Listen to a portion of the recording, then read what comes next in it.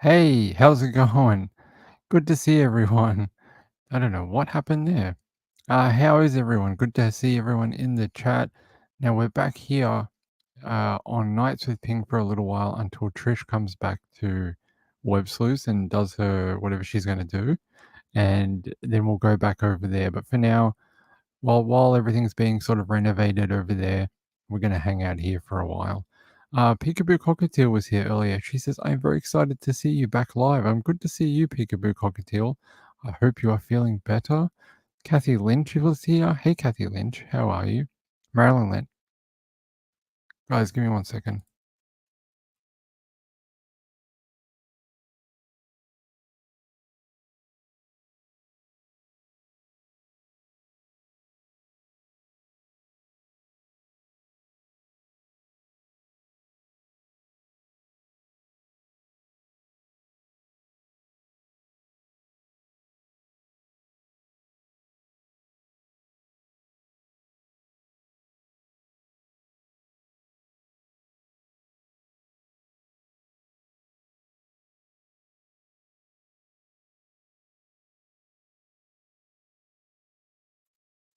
Sorry about that. There is workmen next door to my place, and I don't know what's going on. How is everyone? Woos, Marilyn Landis, retired RN is here.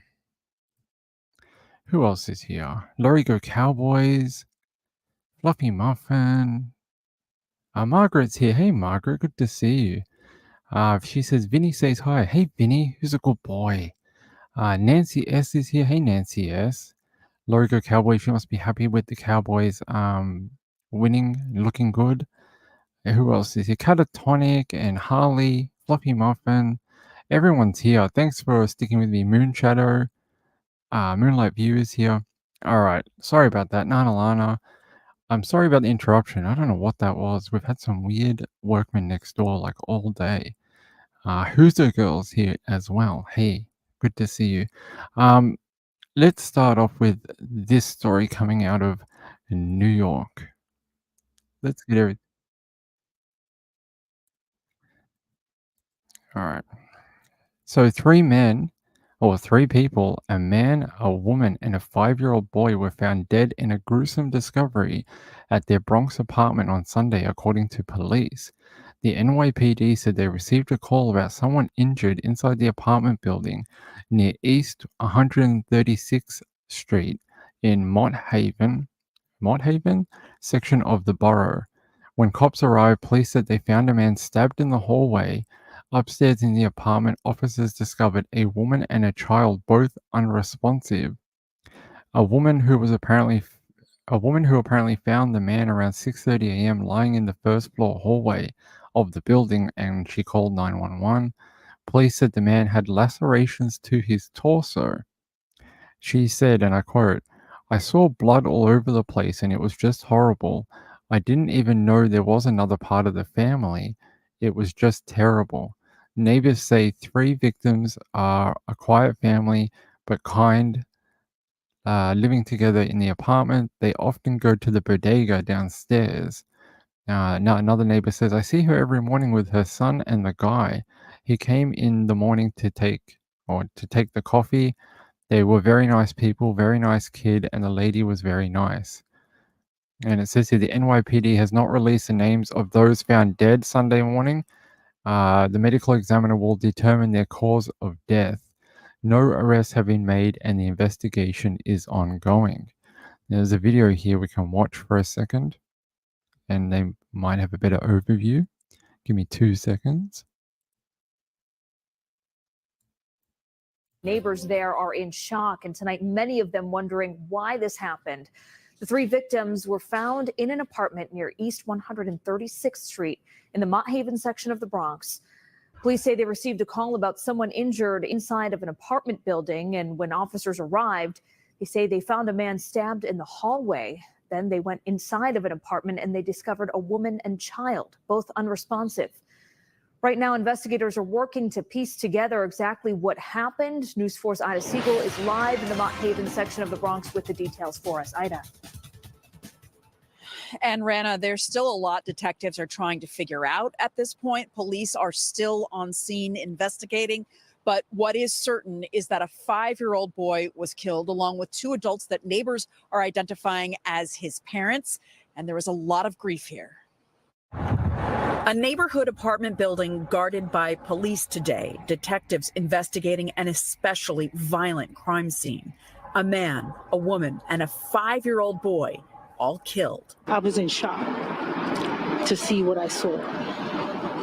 It's just so terrible to see them like that. This woman, who did not want to give her name, found the man lying in the first floor hallway of the building while she was on her way to work around 6:30 this morning. She called 911. Police say the man had a stab wound to his chest. It's terrible. You know, I saw blood all over the place and it was just horrible. I didn't even know that there was, another part of the family. It was just terrible. A horrific discovery. She left the scene before police went into a first floor apartment and found a woman and a little boy also dead. Neighbors say the 3 victims are a quiet family, but kind, living together in the apartment. They often go to the bodega downstairs. I see her every morning with her son. And the guy, he came like in the morning to take the coffee. It was very nice people, very nice kids. And the lady was very nice. The neighborhood now baffled why someone would inflict such violence on a family like this, and especially on a 5-year-old boy. So sad. So sad. Why? Why?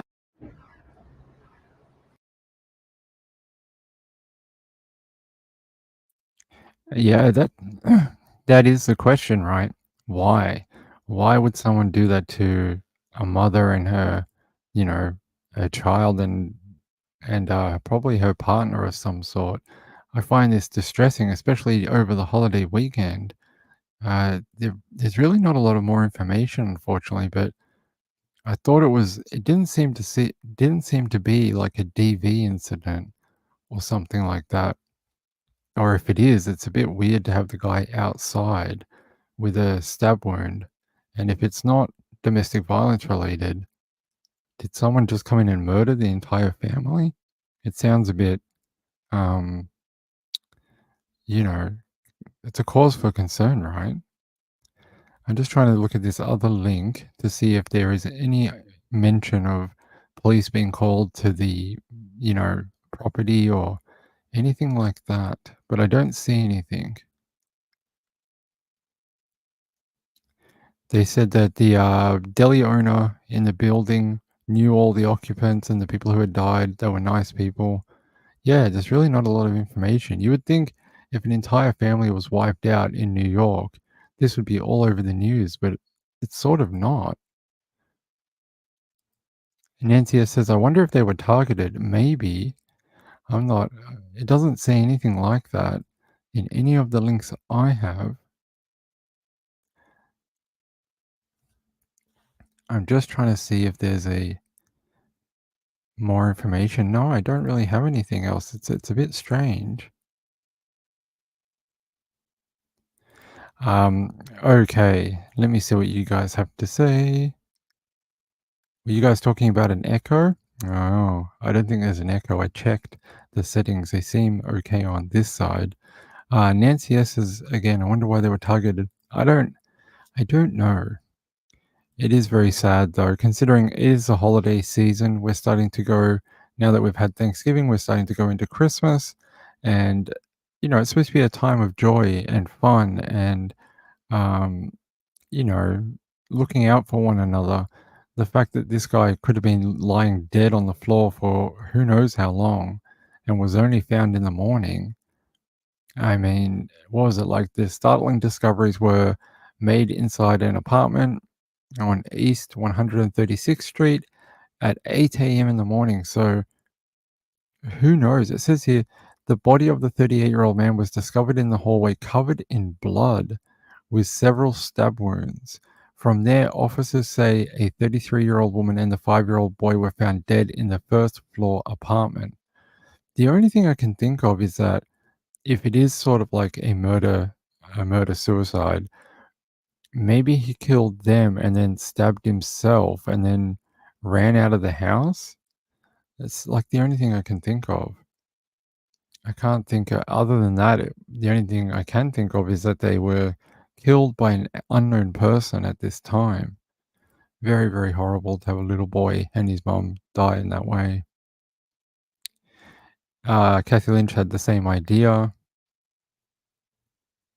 If that's the case, I just want to know how he got outside and if there was a weapon. Was there a weapon nearby, a knife, something like that, a sharp implement? But they don't say anything about a weapon being found, like nearby him. Yep, no, nothing. Oh, well, we'll keep an eye on this, and if more information comes to hand about what happened to these three people in the Bronx in New York, I will let you know in the coming days. The other story that has sort of got my attention recently. I'm always interested when police do bad things, and I always like to see what kind of punishment they get, how their cases are handled. And this is the one that was floating around since I last spoke to you. It's this one. Former Tarrant County deputy found guilty, sentenced in girlfriend's murder.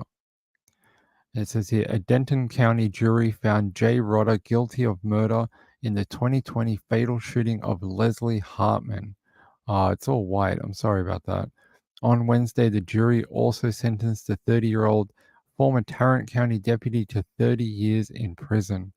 Rodder initially reported that his then girlfriend, 46-year-old Hartman, shot herself.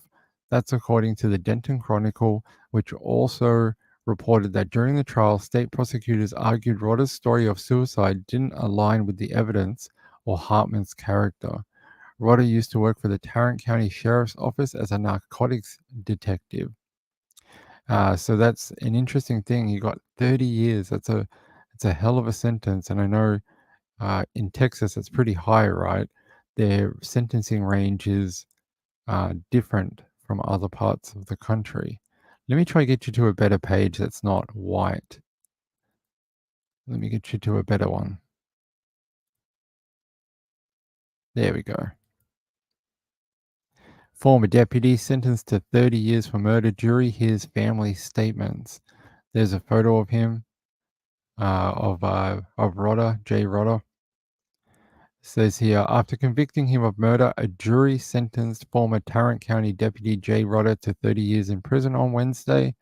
Rodder, 39, was convicted in the shooting death of his girlfriend, 46-year-old Denton artist Leslie Hartman, at their home in the 2400 block of Robin Wood Lane in 2020. The former narcotics detective claimed Hartman had died via suicide, but state prosecutors argued his story didn't align. We just heard that before. For sentencing, the jury heard evidence of other crimes Rodder is accused of. State prosecutors argued Rodder tampered with evidence, a third-degree felony, by wiping his phone's memory when detectives asked to see it. Crime scene investigators also found a second-degree felony amount of psilocybin, which or psilocybin, or what do they call it? It's magic mushrooms, in Rodder and Hartman's residence. Prosecutors argued text messages between the couple indicated they belonged to Rodder. In less than 2 hours of deliberation on Wednesday, the jury also considered character statements about Hartman and Rodder from their respective families and friends. Hartman's mother said that the loss of her and her husband's only child has left a massive emptiness in their lives. We had so much joy watching her conquer the challenges in her life and come out on top. That their joy is gone, she said. Thursday will mark another holiday without Hartman's quick, humorous banter and beloved homemade chocolate chip cookies. There's no way to make up for the lack of her present, Hartman's mother said. Without Hartman, her mother said the future is uncertain. Along with being their source of joy, Hartman was their executor and had their power of attorney, their heir to their will, the person who would make decisions for them if they were unable to.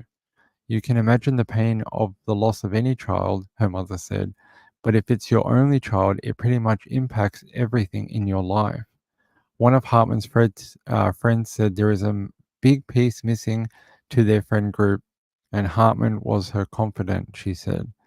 So the friends are just very overwhelmingly positive about anything that she would have done, did, or said, and there was never a chance that she would have killed herself. So I'm glad they got this guy. I'm glad he wasn't able to use his insight as being a police officer to, skip out of these charges. That's good news. Kelly in Texas. Hey, how are you? Good to see you. Um, we'll take a break for 1 second. I want to talk to you about something. Cheated No More is not having a great time right now. She's going through a quite severe operation coming up, and there's some circumstances around it which make it worse. And I feel terrible for her. And she asked that if we all want to send her some good vibes or prayers, anything to think about her and get her through this difficult time. If we could all do that, she will definitely feel it where she is. And I hope she gets through this. And I hope it's not what she thinks it is. She's having some sort of biopsy done, and she's hoping it is. It is not some sort of one of those things you can get from a biopsy. I don't want to say too much, but yeah. I hope she's going to feel better and she's going to be okay. And we need to see her back here shortly. Is Danny here too? Danny Mitchell, the chat celebrity. Danny, thanks for being here. Good to have you back. Yeah, she left a message on one of the videos from the other day, and she's like, she's going through this pretty horrible situation. So I hope her and her husband get through it, and it's not what she thinks it is. I hope it's just, what do they call it? Benign. I think that's the word they use. What else do we have here about Hartman? I don't know who keeps making that noise. There's a noise here and it's really annoying.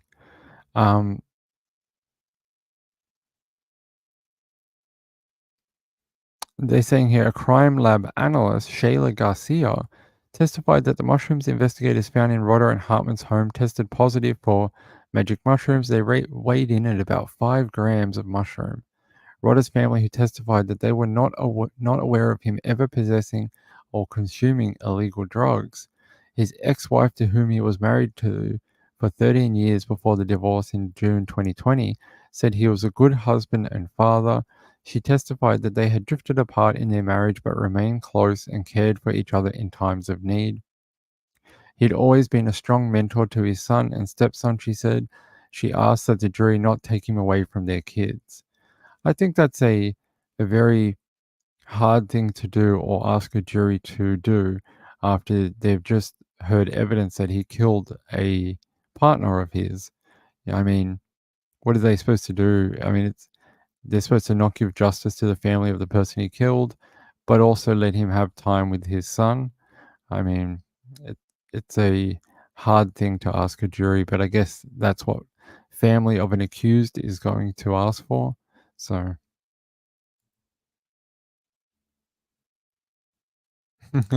Hey Zelda, good to have you here. Good to have you. She said, like you said, it's really annoying. Yes, it is annoying. Um, very sad. And I read a little bit more about her, and she was going through a good part of her life before she met Rodder, and that it seems like almost like her life went backwards when she met him, and for some reason his life spiraled out of control as well. I mean, you see these sad situations in true crime all the time, but women being killed by their partners is far too common. It should be something we rarely hear about.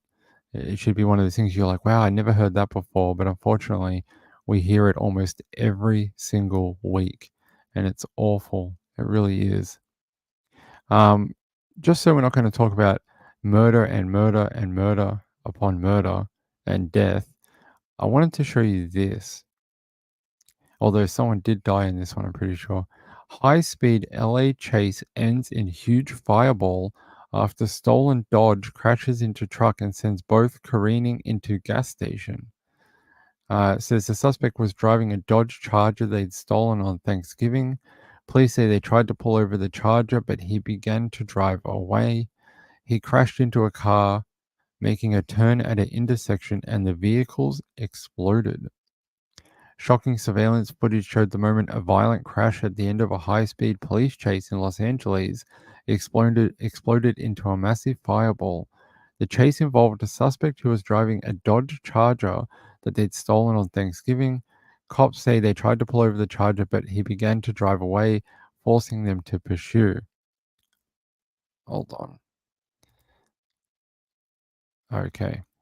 At around 3 p.m. Friday in Long Beach, a stolen car was fleeing when it ran into a white truck that was making a left-hand turn into an intersection. The crash was so intense, the vehicles plowed into a gas station and eventually a traffic pole, with the impact causing it to fall down. We can see here, let's have a look. Here's the aftermath, I think.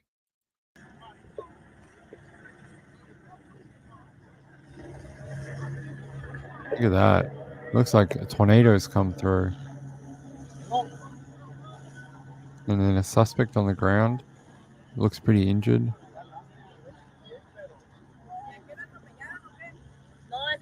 While we watch this.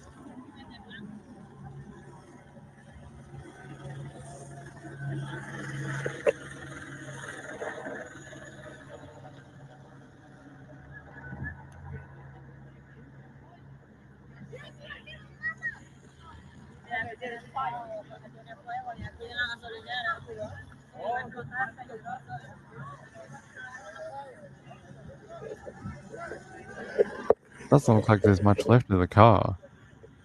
It really looks like they really basically exploded, like they said. I was hoping we could find the CCTV, but look at that. There's a overhead shot of one of the cars at least. Wow, they're gonna show us the CCTV footage? Wow, look at that. Nope, they don't want to show us the CCTV. They're like, here, check out the CCTV, but we can't show it to you. Let me see if I can find it then.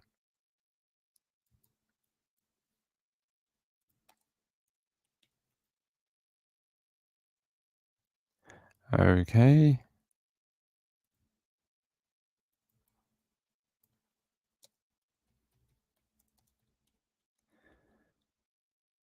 Nope, it's not going to show it to me. I don't know why.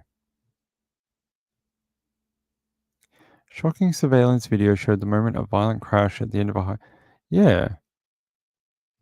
Maybe they just haven't uploaded it yet. It was only an hour ago that this was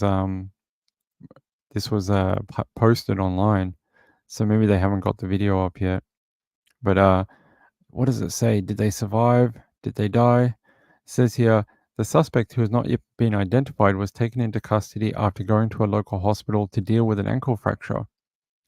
The driver of the car he crashed into was taken to an intensive care unit after suffering severe injuries. See, it's always the person that's innocent. The person he hit suffered way more injuries than he did. He suffered a broken ankle, which he'll get a surgery, whatever, to fix it. And the person he hit is in intensive care. So it's always the other person, isn't it? Officials suspect that the impact of the crash may have left them with a severed limb. The passenger of the victim was treated for minor injuries at the scene and then released. Both vehicles were heavily damaged, with the hood of the stolen car completely wrecked. The crash remains under investigation. That's horrible. It really is. Poor person that they hit. It's really, really horrible. You're just going about your day and then you end up in this situation. There's a bit of a screen cap from their CCTV. Horrible. Let me just check the chat. Hey, Pandagram, how are you? Yeah, it is very sad, right? I mean, they're probably just going about their business, not doing much, and they get lose a limb in a crash. It is very scary, I agree. All right, let me find something else for you all. If I can find my link. My links often like to not be my friend for some reason. They don't ever want me to do a successful show. Here it is. Here's our main story of the night.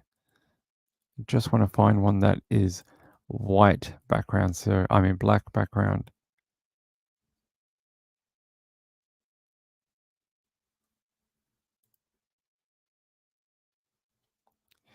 All right. Says here, absolutely shocking. Florida deputies discovered dismembered body on Thanksgiving. Suspects kills themselves. Jonathan Dimmick Sr., 75, died after shooting self. That's him.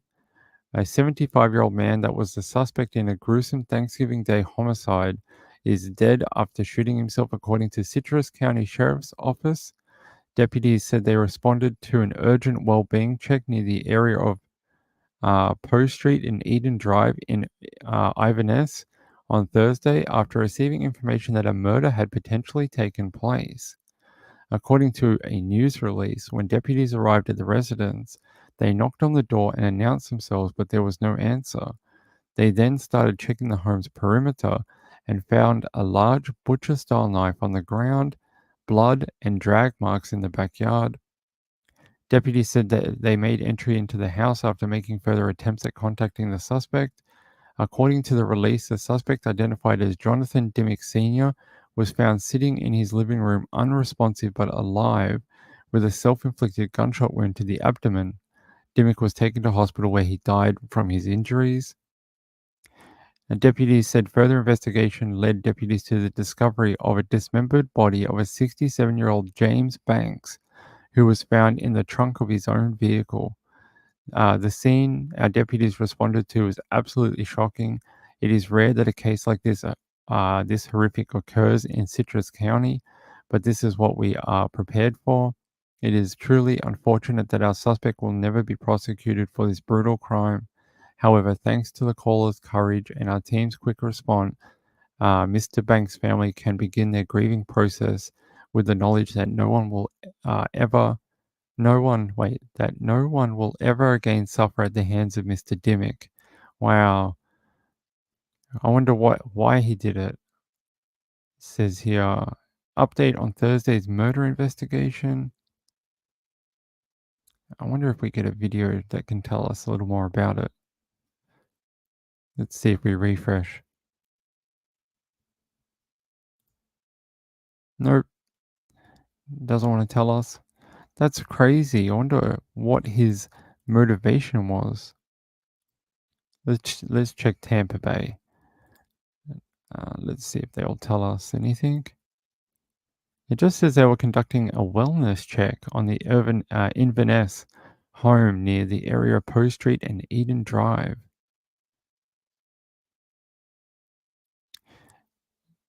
It's funny, like, how did they know each other? That's what I would like to know. Jonathan Dimmick Sr. Let's see if I can find a video that might tell us.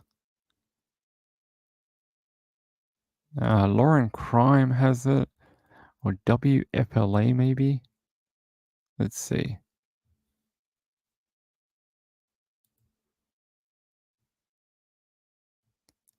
There's no video on this one. Okay. There it is.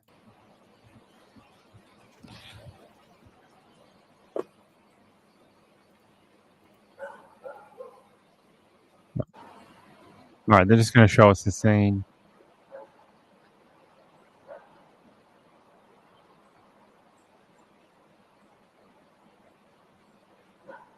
That's it. They're just going to show the scene. It says a suspect in the homicide in Citrus County has died after shooting himself. But that's it. There's no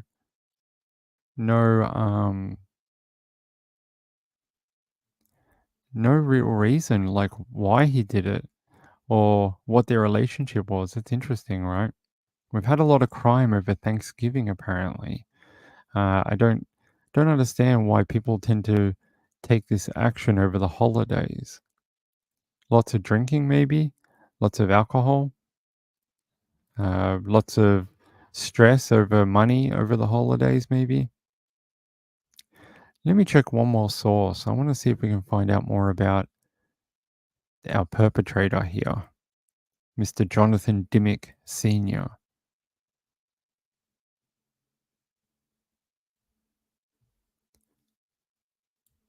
Let's see. Our friends at Law and Crime might know more. Yeah. Deputies said they made a horrifying discovery on Thanksgiving. Yep, we know that. Sheriff's deputies in Florida described finding the victim, James Banks, 67, stuffed in the trunk of his own car. The suspect, Jonathan Dimmick, ultimately succumbed to his injuries. They just said they responded to that urgent thing. A large butcher-style knife was found on the ground, and they witnessed blood and drag marks. At the time, deputies believed that the complainant's claims were true and a crime had been committed after they witnessed that. After trying some more to reach Dimmick, deputies made their way into the home to find him sitting in the living room, unresponsive. He was alive but had shot himself. Fire rescue workers attended, but they took him to hospital via helicopter, where he eventually died. Eventually, investigators found Banks dismembered in the trunk of his own vehicle. Authorities did not describe the men's prior relationship, nor did they suggest a motive. The sheriff's office did not immediately respond to Law and Crime for more information. That's really interesting. I wonder why they won't release anything more. I don't understand, but it's interesting that the older man would do this. I wonder what maybe we'll find out eventually what their prior relationship was. Maybe they lived together or family issues. That's a good one, Marilyn Landis. Maybe they knew each other. I don't know. Again, we're going to have to put this onto one of ours. If I find more information on another day, I will bring it to you. Who's here? Harley's here. Hey, Harley. Good to have you here. And Sienna's here. My friend Sienna, how are you? All right. Maybe we're going to get a story tonight that has more information. Every story we've had tonight has had very little background. I suspect that's because it's a holiday weekend and people are probably just doing the bare minimum in reporting. They're probably just like, just get the facts out and we can go back to eating turkey and watching football. That's probably what's going on. Let me see if I have one more for you. I always have one more story for you. Always. We have the one in New Jersey. Yes. Rocco Rodden. Mr. Rocco Rodden. If you know this story, maybe you will already have seen it. Everything Thanksgiving. Long Island man arrested in Thanksgiving stabbing death of New Jersey high school student. You would think that's very weird, right? Police have made an arrest in the tragic stabbing of a New York, Jersey teen outside a Chinatown bar early Thanksgiving morning. According to the NYPD, 19-year-old Gianluca Bordone of Oyster Bay was arrested in connection to the death of Rocco Rodden. The former faces charges of manslaughter and assault. The stabbing occurred at around 1:50 a.m. Thursday morning on Lafayette Street. Responding officers found the 17-year-old victim and his brother, also 19, with multiple stab wounds, and both were transported to Bellevue Hospital, where Rodden was ultimately pronounced dead. Rodden was a student at St. Joseph Regional High School, where he played on the school's football team. At Bordone's arraignment, his lawyer apparently said the deadly altercation was far more complicated than what was presented by prosecutors. The late-night fight allegedly sparked at the conclusion of a private party and after the teens congregated out onto the street. There's a photo of Rocco, a death notice from his school. They're saying that that's it. Is that all the information? We got another dead end. It says here, the late-night fight allegedly sparked at the conclusion of a private party after the teens congregated out onto the street. And that's it. He was arrested. Dude is unfortunately passed away, and we're not going to get any more information. Lots going on Thanksgiving and in New York and New Jersey, apparently. A lot of murders or death for some reason. Let me see if I can find another source for this. Here, NewJersey.com. Tributes pour in for St. Joseph's football player fatally stabbed in New York City. It says here, the community is still reeling after the stabbing death of a 17-year-old student at Montvale's St. Joseph Regional High School. He was a football player on the high school team, was stabbed to death Thanksgiving morning at an axe throwing establishment. An axe throwing establishment, what is that? Is that like one of those places where you drink beer and you throw the axes at the wall? I would have to look that up. And it says it was located in the Tribeca section of Manhattan. Police were called to 96 Lafayette Street, the address of Live Axe, at 1:50 a.m. and discovered the two stabbing victims. So what happened to his brother? The second victim, a 19-year-old man who suffered stab wounds to the torso, was in stable condition in Bellevue Hospital. Roden was pronounced dead after being taken by first responders to the hospital. Since Thursday, friends and football organizations have shared their grief, memories, and condolences for the Roden family. On Instagram, Vin Ferreira, who called Roden his best friend, said Roden was more than a brother to me and was family since day one. One day in another life, we can look back at all our good times together, he said on Instagram. There's a photo of them both there. It's very young, right? Very young to be, killed. Danny Mitchell says, yeah, so it was him and his brother, I think. His brother was the 19-year-old. He is in a stable condition in hospital, but unfortunately the younger one died. I want to know more about what caused the fight to break out. The other one said that it was more complicated than prosecutors were trying to allege. So maybe there's some sort of background there. Maybe they knew each other, had some sort of background of some sort. There's the message from him. It says, to my best friend, I can't believe you're gone. You are more than a brother to me and was family since day one. Not one day will pass by where I won't think of all the memories we made. One day in another life, we can look back on all of our good times together. I think they played football together. It says further down that they were on the field together. Just trying to. There's another photo of the boy and a couple of doggies. You can see them. Let's have a look. He's saying he was a respectful, kind, and hardworking kid with immense talent who was loved by all his teammates. They're saying the Panther football would like to extend our most heartfelt condolences to the Roden family on the tragic passing of Rocco.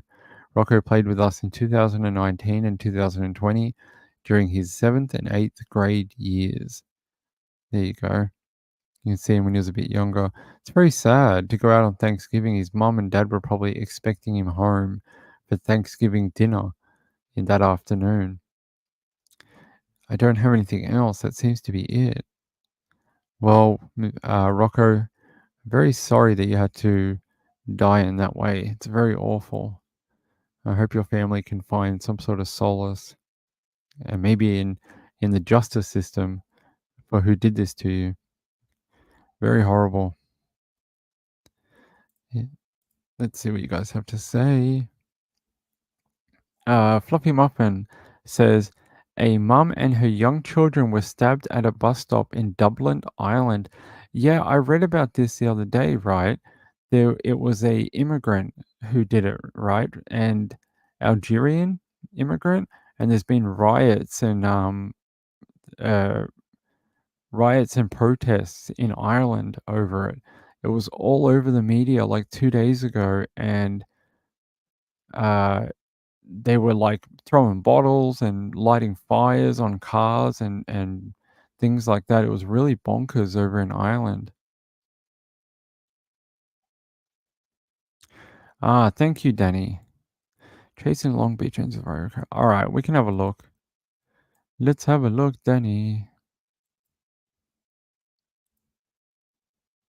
In Long Beach, an wild moment or Oh, of here's this the video dangerous ending. of that car crash. Brace yourself. Security video shows the wild moment this Dodge sedan speeds through the intersection, Oh my T-boning God. this white pickup. The impact sending both vehicles swerving out of control, knocking down this traffic pole. On the ground, the video from Citizens app shows the chaotic aftermath at the intersection of Artesia and Long Beach Boulevard near Compton. Crews rushing to extinguish these big flames, shooting from the mangled Dodge Charger. Deputies say was reported. Security video shows Let's have the a look at that wild again. moment this Dodge sedan Oh, that guy speeds through came the out of intersection, nowhere. T-boning this white pickup. The impact sending both vehicles swerving out of control, knocking down That this poor traffic person, pole. that victim. That's very sad. Danny, thanks for providing that. That's horrible. That you can just see how that poor person is in intensive care. They're just blindsided, came out of nowhere.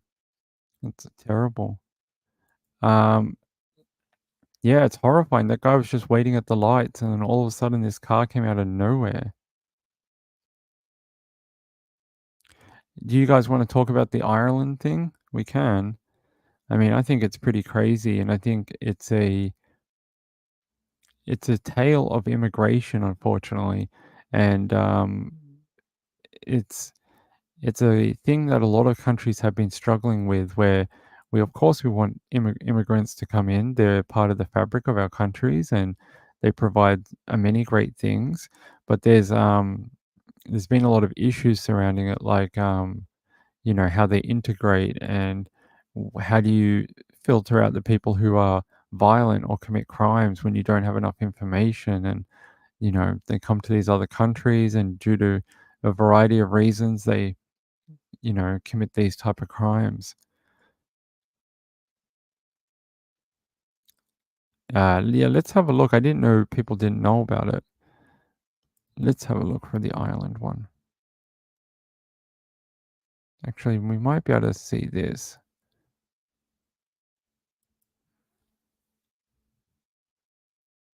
Exclusive event with all your What?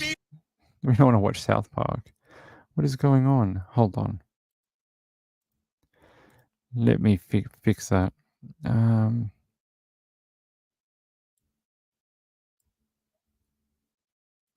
On Garda Síochána, continue to investigate all of the circumstances of a serious assault which occurred on Parnell Square East shortly after 1:30 p.m. this afternoon, Thursday, the 20th of November, 2023. Preliminary indications are that a male attacked a number of people on Parnell Square East. 5 casualties have been taken to hospitals in the Dublin region. These casualties include 3 young children, an adult female and an adult male. 1 girl aged 5 years has sustained serious injuries and is currently receiving emergency medical treatment in CHI Temple Street.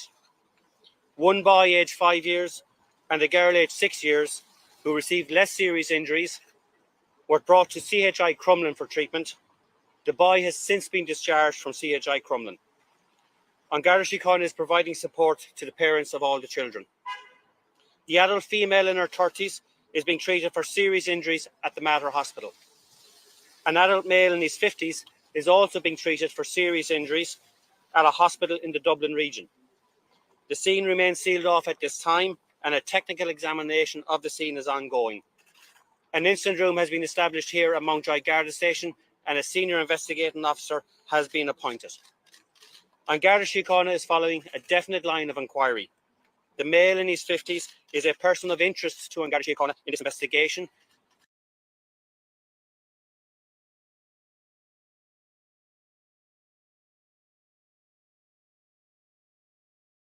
All right, I didn't want to play it all because I didn't want to get in trouble for copyright.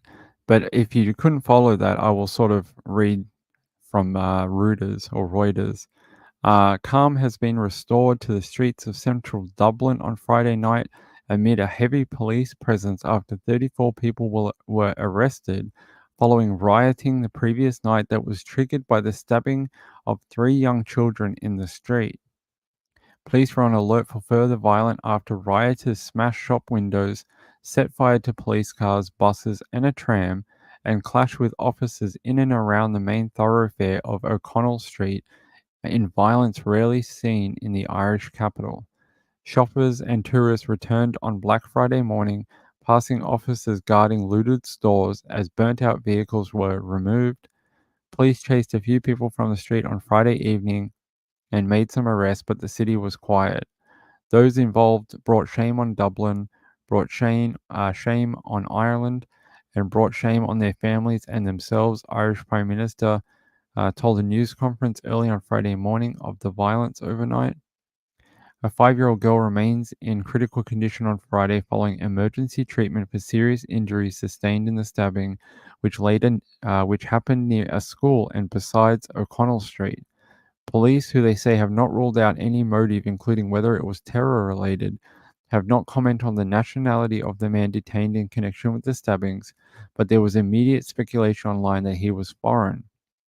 The man is in his late 40s being treated for serious injuries. Police said they were not looking for any other suspect. Police blame far-right agitators for starting the violence after a small group of anti-immigrant protesters arrived at the scene of the stabbing and clashed with police. The Prime Minister said his government would take immediate steps to tighten anti-hate legislation he said was unfit for the social media age. Ministers also plan to fast-track laws to allow officers to use body-worn cameras. As a country, we need to reclaim Ireland. We need to take it away from the cowers who hide behind masks and try to terrify us with their violence. Yeah, very, very crazy what's going on. The attack was condemned across all political parties, including the main opposition, who calls for justice. I'm just trying to find more about the original here. You guys can see a bit of the protesting that happened the other night. Anti-immigrant protesters clashed with riot police, burned down cars and buses, and looted shops. That's after a 40-year-old man went on a stabbing spree in the early afternoon that injured 5 people, among them 3 young children, including a 5-year-old girl who had serious injuries. The 40-year-old man remains in custody, though police would not comment on his nationality. The government says all lines of inquiry related to the attack remained open, contradicting a senior officer who earlier told reporters it wasn't terror-related. Later on Thursday, groups of anti-immigration protesters broke through the police barrier at the scene. Some shouted, "Get them out," and the riot spiraled out of control. Hundreds of officers had to be deployed to restore public order. Public transport was suspended, and patients advised not to travel to a nearby maternity hospital unless absolutely necessary. Ireland's Justice Minister said thugs and criminals were using the knife attack to sow division. Such rioting is almost unprecedented in Dublin. There are no far-right parties or politicians elected to parliament, but small anti-immigrant protests have grown in the last year. Net migration to Ireland surged to its highest levels on record last year after the outbreak of the Russia-Ukraine war.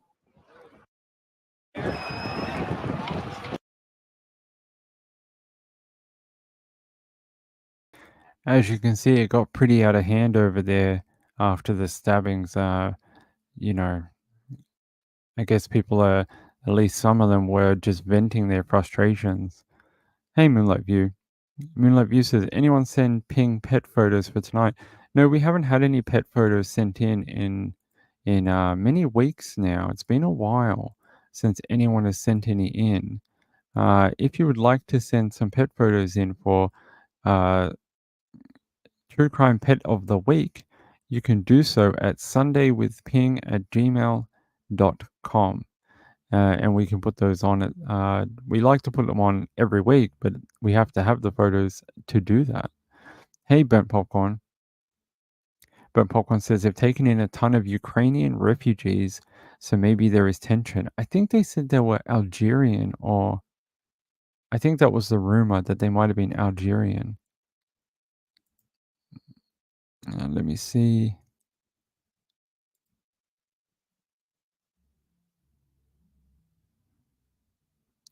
Zelda says, "Hey everyone, do not fall for the biggest scam ever. Free, expensive, very nice pots and pans set. Just pay shipping and handling $9.99. But you will not get anything except a horrible mess and lose money." I have no idea what that is, but if you do know what that is, heed Zelda's advice. Ben Popcorn says, "I was just there in August. It's a beautiful city, Dublin. Very, very pretty. It's got a lot of history and culture." Marilyn Landis says, "So much killing in the world, especially around Thanksgiving, right? I don't get it. Shouldn't everyone be like merry and a couple of drinks and getting ready to eat turkey and have fun with family? I don't understand the outpouring of violence across a like a long weekend. It's it's bizarre. I mean, I know what happens at Christmas. We even have a show called Homicide for the Holidays. If you haven't watched that, it's on Oxygen Channel. It's actually true crime documentary episodes, and each one focuses on a different crime on a different holiday. And right now, they're doing their Thanksgiving one, and then in a few weeks, they're doing their Christmas one. I mean, there's so much of it around. They're able to make documentaries about it on Oxygen Network. So it's brutal. It really is.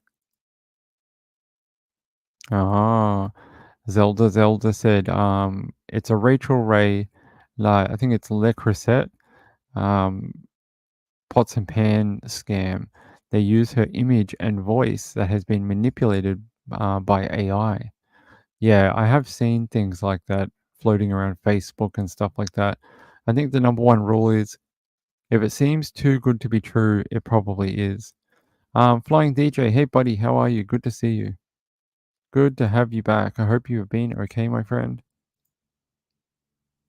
Oh, yeah, we get them over here, but they're more with makeup. Like, you know, get the most beautiful wrinkle something, and this certain celebrity like Kim Kardashian uses it, and only for $29.95 you can get it too, and it's normally $500 or something.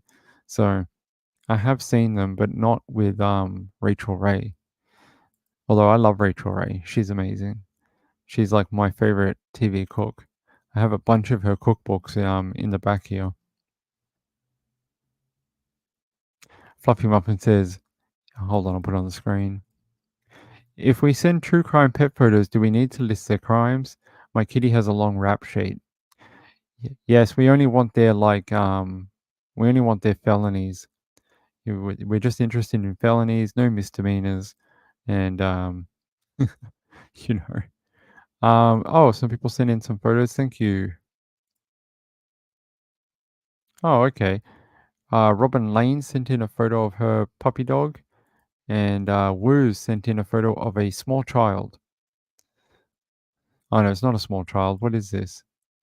It is a small child. It's a small child. Am I allowed to? Hold on, let me read what she said. She said, "Here's a photo of my little great nephew, Viv, on his 3rd birthday with Chef Hat. Oh, it says he's going to be a future master chef in years to come. Do you want me to show that, or is that private? Like, I don't know what you want me to do. But yes, Robin Lane, I can show your dog Steve uh, towards the end of the show. We can do that.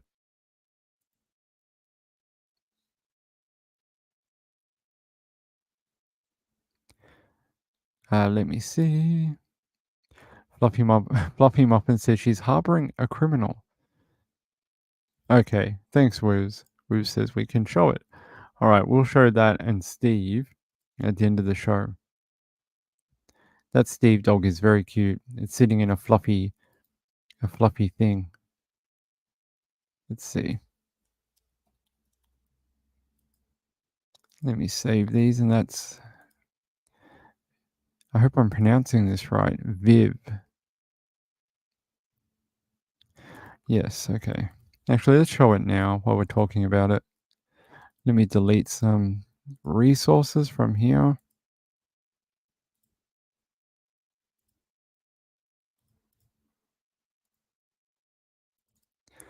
All right.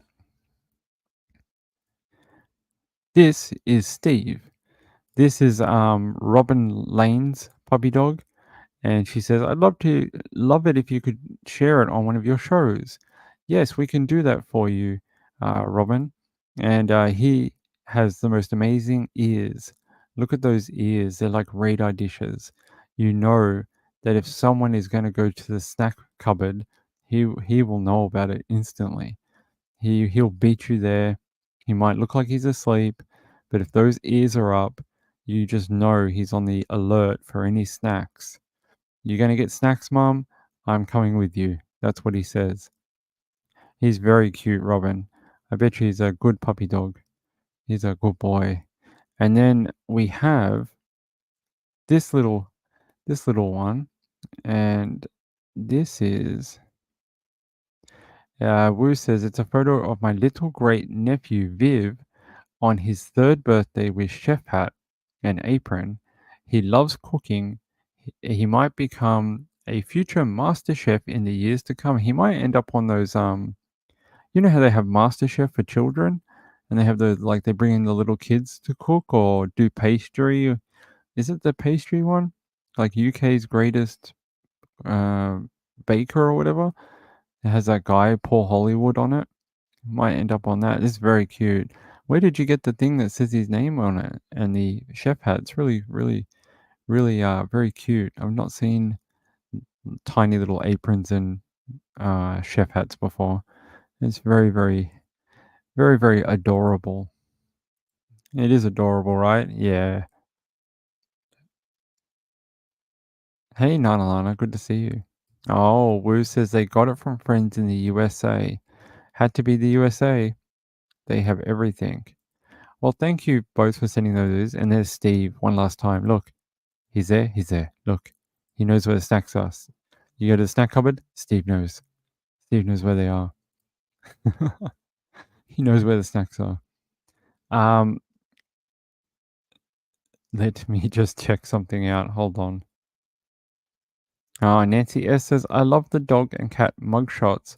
So cute. Yeah, we haven't had any in a while. Hopefully we'll do more and more as we go along. Two Broke says, hello everyone, not well tonight, so going to be quiet. Everyone seems to be not feeling great. I wonder if too many people have been having like a big dose of salmonella on leftovers from Thanksgiving or something like that.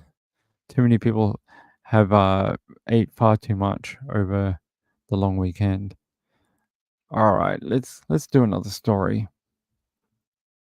What time is it? Okay, we've got a little bit more time. Actually, give me 1 second. I need a drink.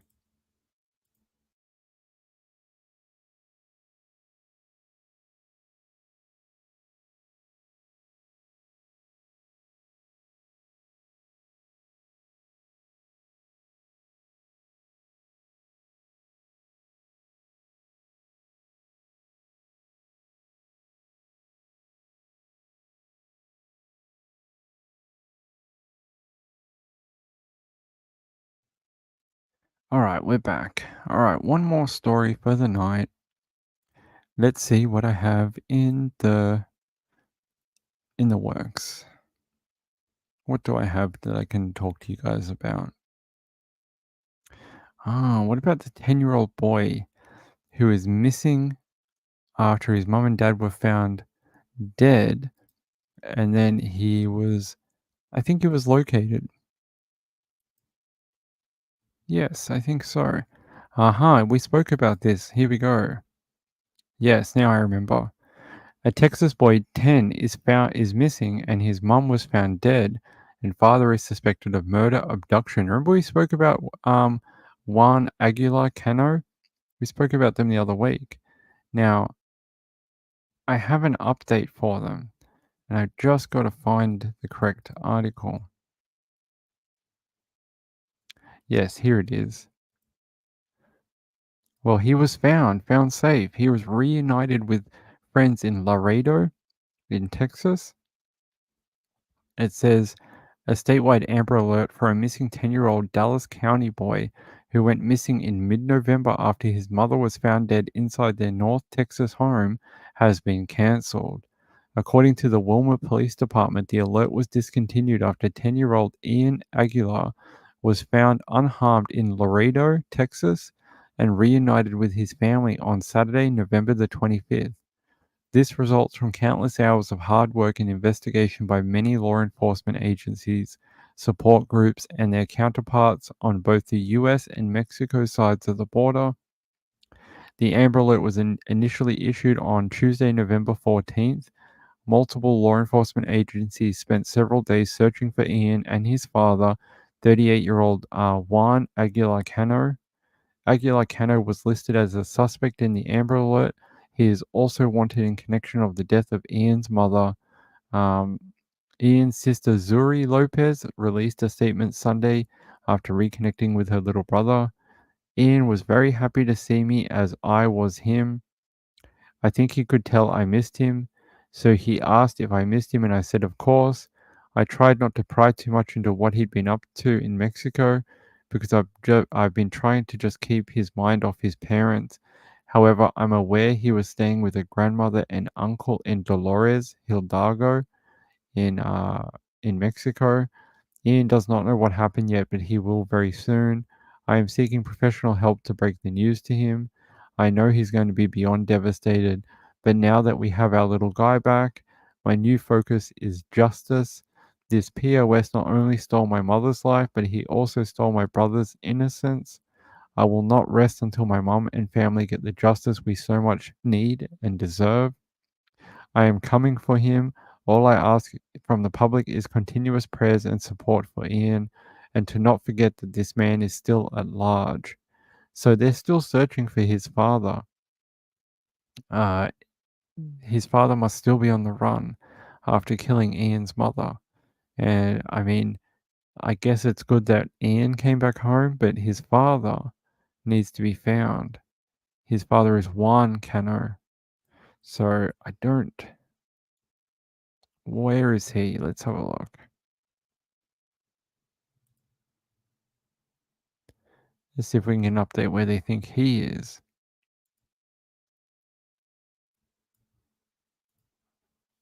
The boy at the center of an Amber Alert from Wilmer, Texas, in southern Dallas County, is back in the United States and reunited with his family after nearly 2 weeks of being separated. Police say Ian Aguilar was taken by his father on November 14th, eventually ending up in Mexico. Investigators say that he is now back in Texas safe, but his father, Juan Aguilar, is still on the run. Fox 4's Amelia Jones is live with more. Amelia? Blake, the family members told Fox 4 it's a great relief to have 10-year-old Ian Aguilar back home. Multiple federal agencies were working to get him back to the U.S. safely after he was found with a family member in Mexico. Meanwhile, his father, who is the main suspect, remains at large. On November 14th, an Amber Alert was issued for Aguilar after Wilmer police said he was abducted from his home and his mother, Zuleika Lopez, was murdered. Police believe his father, Juan Aguilar Cano, abducted the boy and killed his mother. The SUV Aguilar Cano and the boy traveled in was found near a Tornado Bus Company in Houston. The company charters rides to Mexico. A few days after the Amber Alert, Wilmer police confirmed the two were in fact in Mexico. The boy was with a family member and no longer with his father. Outside Aguilar's home in Wilmer, there's a memorial for his mother. A vigil was held to remember Lopez and pray for her son's safe return. Neighbors told us today they're relieved the boy is back home. We kept him in our prayers and stuff, sad that what he went through, because he's the one that probably experienced everything, and especially at a young age, it was probably very traumatic for him. We don't know any details about how police were able to rescue Aguilar and bring him back to the U.S. safely. We also don't know if the boy told police where to find his father. Wilmer police said Aguilar Cano is still on the run. They do believe he's still in Mexico.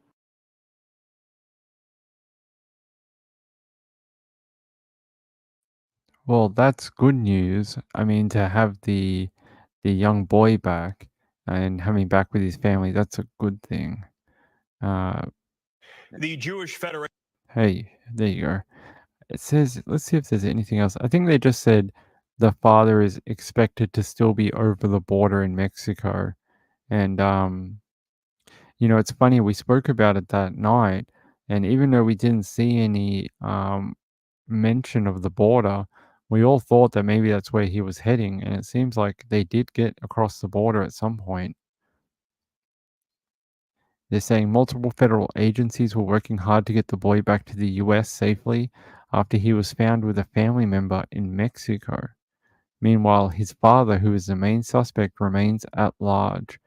I mean, if he's in Mexico, I doubt they'll find him unless he wants to be found or he gets picked up for another crime. But I know it's pretty hard to bring people back once they are over there. It's not easy, although it has been done, but I just don't think it's that common.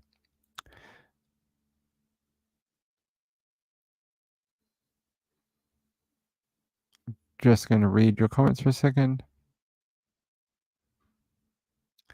Did everyone get to watch the latest episode of Prosecuting Evil on Oxygen? It was about the wig shop murders in Texas many years ago. It was a very interesting episode. Let's see if I can show you.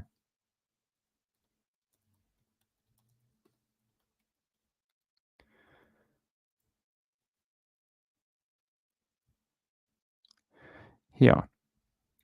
So that was a photo of the suspect back when he was a young boy, not a young boy, like a young adult, and he murdered this woman in a wig shop in Texas, in Houston. His name is Draw Goldberg, aka the Houston Wig Shop Killer. Took the life of a woman named Manuela Silverio in 1998. His choice of weapon was a knife. Along with stabbing Silverio to death, he even attacked the victim's employers, Roberta Ingrando and Roland. At the time of the incident, Goldberg was only 19 years old, according to KHOU 11. Manuela Silverio had worked in Wigs by Andre since the 1970s and helped cancer patients who dealt with hair loss. At the time of her passing, she was 52 years old. For his horrific crime, the court sentenced Goldberg to 48 years in prison in the year 2000. The killer, who is currently in jail in Texas, however, became eligible for parole earlier this year. This terrifying case will be explained in detail in the upcoming episode of Prosecuting Evil with Kelly Siegler, which will air on November 25th, 2023 on Oxygen.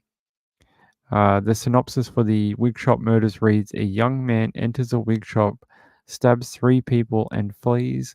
A worldwide manhunt finally catches up with the killer and brings him to trial, where he and his famed attorney face prosecutor Kelly Siegler. So, it was a really good episode. I had never heard of this one before I watched the episode, and after watching it, I was like, wow, what a psycho this guy was. He had written stories in his notebook about what it was like to torture a woman before killing her. And he'd write things like, if I, when I stab you, do you feel pretty? And he wanted to stab this woman so many times that when she looked down, she would be completely covered red from so many tiny cuts. And then he would continue to sort of insult her and degrade her by saying stuff like, "How does it feel to die?" and do you still feel pretty now? And I all these kind of like really degrading type of remarks to her while he's stabbing her to death. And he said he wanted to look into her eyes when she realized that she was going to die. And he was a real nasty piece of work. The other thing was he wrote letters to a pen pal saying he was turning into a violent young man and he liked it. And he liked the feeling of turning into a vicious person. He'd also explained that when he was dating women, he would refer to them as, you know, the S word and, I should just kill them all and, they're just trash and things like this. So he was a real nasty piece of work. Walked into a wig shop with a knife and killed one of the women there. he also stabbed a couple other people in the shop. And if you watch the episode, you can see Kelly Siegler go to work and dismantle his defense. Very, very interesting episode. If you can watch it, you should. Like I said, I'd never heard of it before. I wonder if, here we go. Parole has been denied for a convicted killer. This was the first time Dror Goldberg was eligible for parole since he was found guilty of murder back in 2000. KPRC2 investigator Robert Arnold has been tracking this case. He joins us live from the newsroom. Robert. The daughters of Goldberg's victim received word this morning their mother's killer was not only denied parole, but won't be reviewed again for another 5 years. In 1998, Goldberg walked into Wigs by Andre on Wesleyan near Bissonnet and killed Manuela Silverio. He also critically injured one of the store's owners, Roberta Ingrando, as well as injuring her husband, Roland. There was never a specific motive for the attack, except for a Houston ISD police officer's testimony that revealed when Goldberg was 16, a notebook was found in his backpack titled How to Kill Women. We met with Silverio's daughters earlier this week as they prepared to speak to parole board members and urge Goldberg's parole be denied. Both said they would share the enduring pain caused by Goldberg.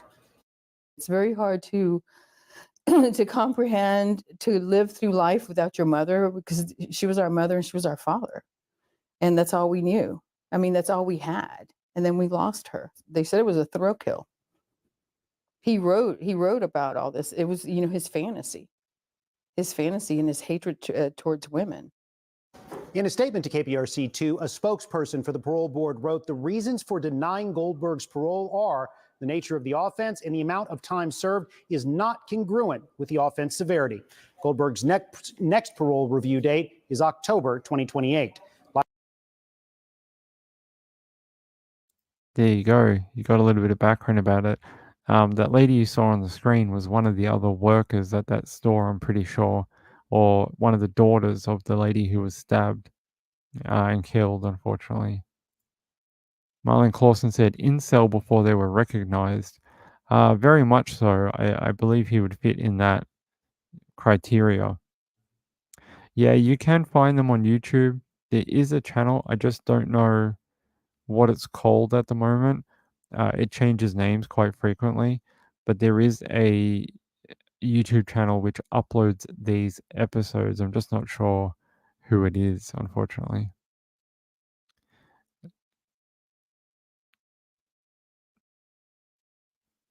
I'm just trying to see what people are saying. Ping, can you link it? What do you want me to link, my friend? You want me to link to True Crime or not Cold Justice, Prosecuting Evil? I mean, I don't have a link for you, unfortunately. But there is a YouTube channel that does upload Oxygen documentaries when they come out, and things like Dateline and stuff like that. I just don't know he changes the account frequently because it constantly gets shut down, and I just don't 100% know what it's called right now. Normally, if you search not what the show is called, but what the episode is called, so not the title of the show's called Prosecuting Evil. But if you can search something like the Wig Shop Murders, you'll find it. But if you search Prosecuting Evil, it probably won't come up. The way they kind of word it is to try and avoid the the YouTube bots, if you will. The name of the person, yep. Hold on, I can give it to you. I can put a link in the chat.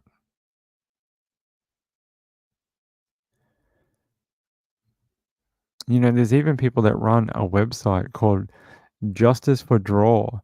I can show you here.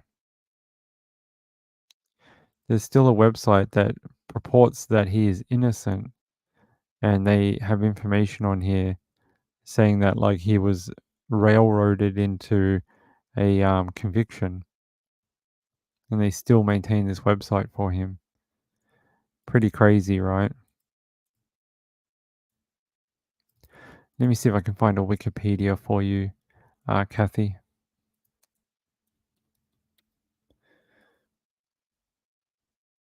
Oh, there's no Wikipedia for him. That's interesting. That's okay. I can give you this link instead.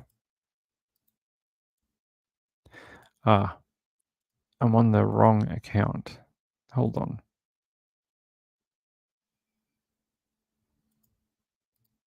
There you go. Marlene Clausen says YouTube has the Pike County, Ohio case doc on.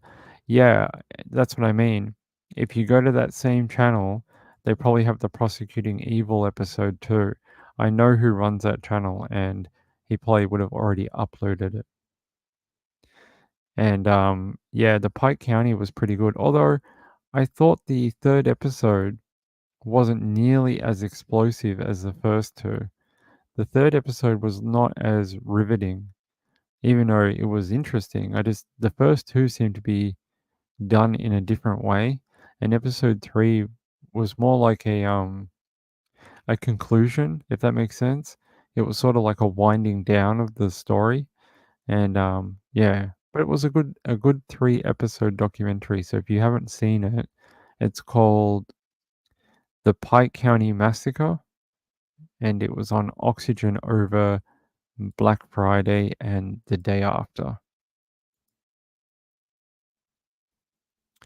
Catatonic said he would be extra violent now, never to be released, in my opinion. Yeah, I think the relatives have said. I think they said that they will go to every parole meeting that they can while they are alive to make sure that he never gets out. Kimberly Jolly, hey, good to see you in the chat.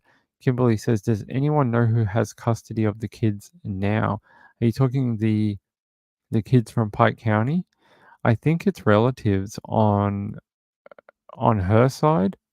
I think so.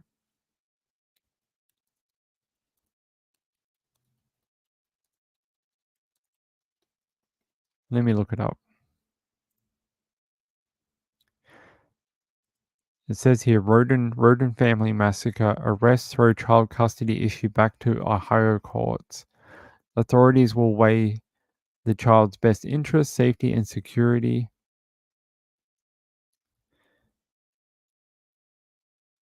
I'm just trying to see. The child at the center of the custody dispute, authorities said last week, was a motive in the slaying of 8 members of the family, turned 5 on Sunday. But instead of celebrating with birthday cake and balloons, her father, paternal grandfathers, and uncle sat in jail cells and could be facing the death penalty if convicted in what authorities call calculated slayings of her mother, her maternal grandparents, and 5 other members of her family. Who will now care for the tow-headed Sophia Wagner remains in question. Sophia Wagner.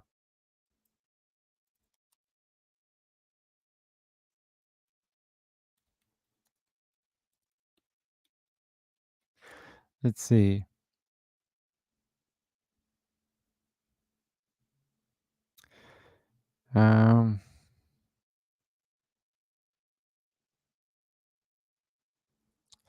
I don't see any update for what happened to Sophia.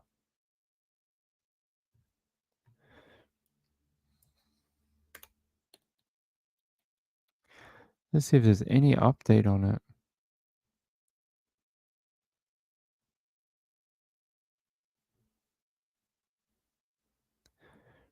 It said that after the murders were discovered, she was placed in the custody of child services, but I don't know where she went after that. It doesn't say. Probably because she's a minor, that kind of information, and for her safety, it's probably been suppressed. Yeah, I can't find anything about where she went to.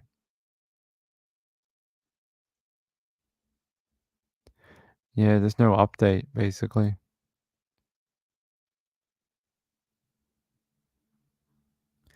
Yes, Kathy Lynch, they did catch the wig murder guy. Yeah, Draw or DROR.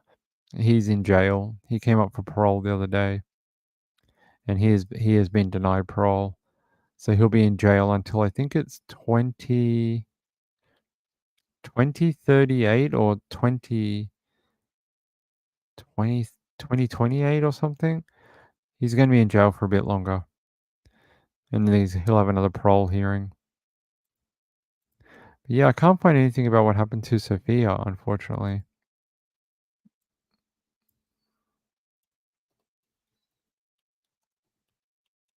Just having a quick another check somewhere else.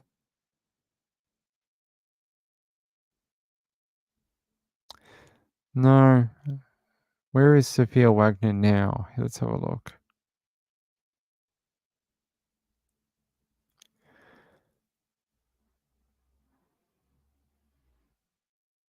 Okay.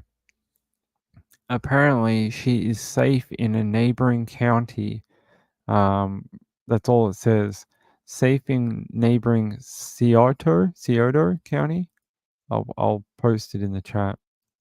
That's all they're saying is that she's safe in another county. That's the quote I have in the chat for you. So apparently she's safe in a county that's slightly removed from the one the massacres took place in. All right, I think we're going to wind down for the night. I really appreciate everyone turning out to this channel tonight. And we will be back tomorrow night for the very first show of the week for Nights with Ping. I will be back and we'll do more true crime tomorrow night or breaking news. Maybe we get a breaking news story to talk about. But it's interesting this year. This year we didn't get that case that sort of captivated the nation. Last year we had the college students who were found murdered in their home. The year before we had, the van life and, I can't remember their names right now. Gabby Petito. We had Gabby Petito that year, and the year before that we had something. But this year has been very quiet. We didn't get that kind of crime that really captured the attention of everyone and got everyone into a tizzy. Everything like that. National media storm. It really didn't happen this year. It's a good thing because it means no one died. But it's interesting that we didn't really have that. Kathy says, wait. Okay, I'm waiting, my dear. We can hang out for a minute. Diane Marie says, thank you, Ping, mods, and chatters. That is no worries. Hey, Catatonic, good to see you in the chat. All right, we're going to hang out for a minute. Maybe Kathy had to go pee and she wanted to hang out and see the end of the show.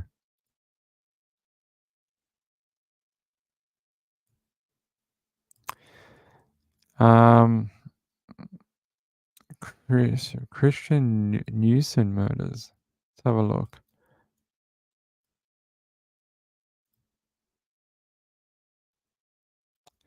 Let's have a look. January 2007. It's quite old. Quite an old case.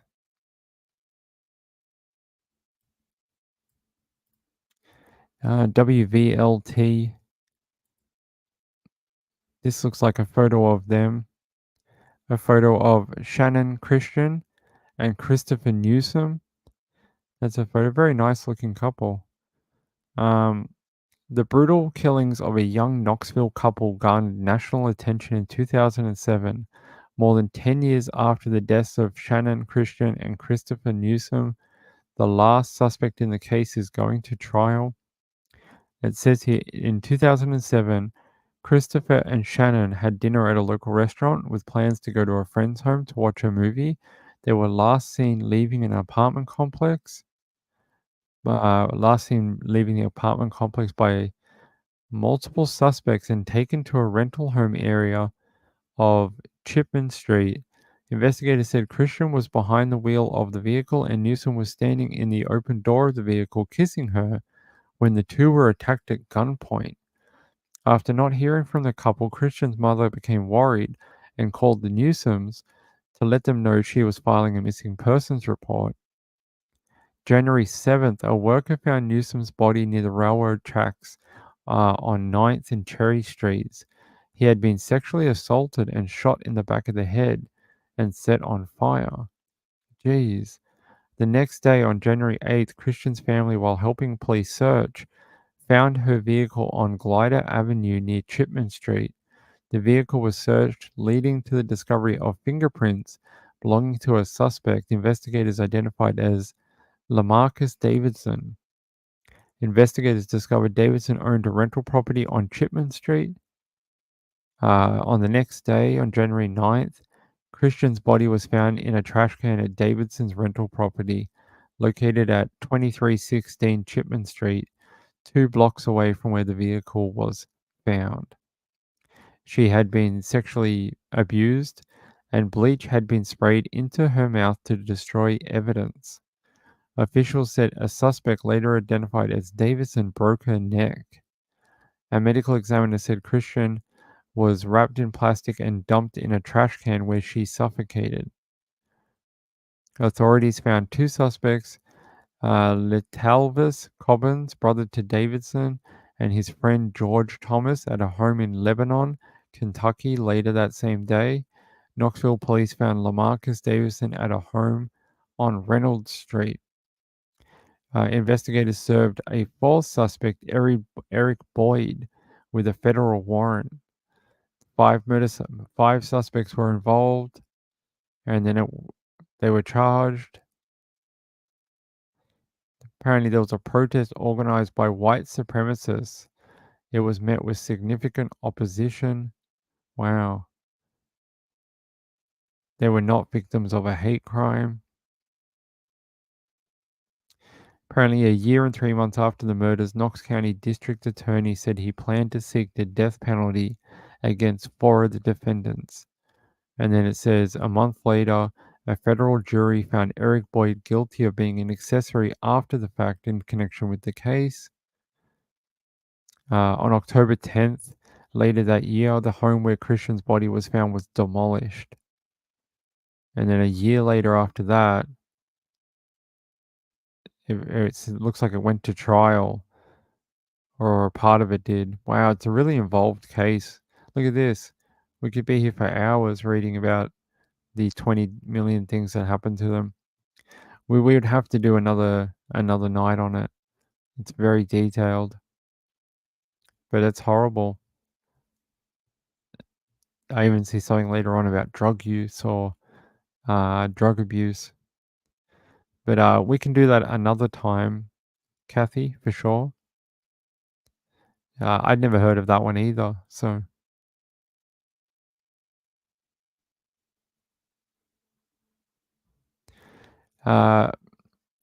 Turns out the judge was on drugs. Oh my god.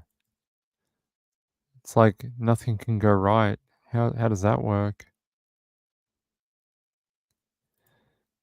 Let me see. What a crazy story, Kathy. I'd never heard of that one, to be honest. I mean, there's so many cases around the world, right? Can't know all of them. Zelda says, I'm afraid to eat mushrooms now because of the woman who made the beef Wellington with poisoned mushrooms. We need to do a class action lawsuit against her for scarring us with mushrooms. She'll be going to trial next year, and I'm gonna go. If I can go and I can get a seat, we're gonna go and we're gonna do the trial live on this channel, because I would like to see it through to the end. You know, we've been covering it for so long. I would like to see the end of it and see what happens to Erin Patterson. I think that could be very interesting to see how the jury goes and what evidence they can show that she did it deliberately, that type of stuff. Catatonic says, reminds me of the Anita Cobby case. One night we should do Anita Cobby and talk about what happened to her. I feel like her case is really important that we keep talking about her and tell people her story, because she was a good person, and what happened to her was literally the act of animals. Really, really, really, really is. What happened to her was nothing short of animalistic, not even human. It was subhuman, primal, really disgusting. The way they treated her like trash, like animals would treat a scrap of meat or a an animal they had captured to kill and eat themselves. Really, really disgusting. So one night we should talk about her. All right, we're gonna wrap up for the night. It is 3:30, and it's time for me to go eat my lunch. So I will be back tomorrow night. Um, I want to thank everyone who has continued to subscribe and like the channel. It means a lot. We were trying to get to that 1,000 mark, and that would be really, really helpful. And other than that, thanks to the replay crew. Leave a comment. I always reply. Thanks to Moonlight View for moderating in the chat tonight. I appreciate it. And we'll be back tomorrow night with a Nights with Ping episode. So until then, I will see you later. Good night, everyone. See you later. Thanks for being here. Good night.